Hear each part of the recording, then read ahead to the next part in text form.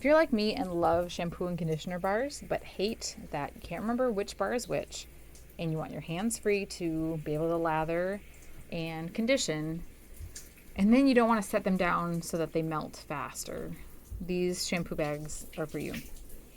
All you have to do is loop one into the other and then over your hand.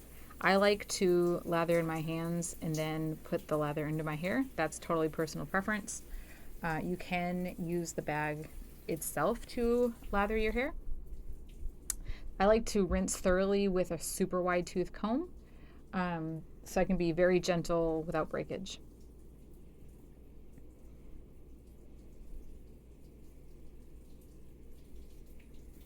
And then conditioner time. So same thing, big loop into the little loop, and then big loop over your wrist. So you have hands free.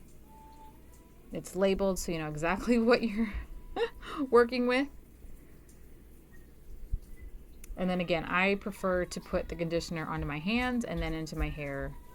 Totally personal preference. You can use the bag right on your hair too. I do notice though that I get more hair like falling out onto the bag. Not that your hair is falling out, but that it just collects it more. Rinse thoroughly with that wide tooth comb, and then you're done.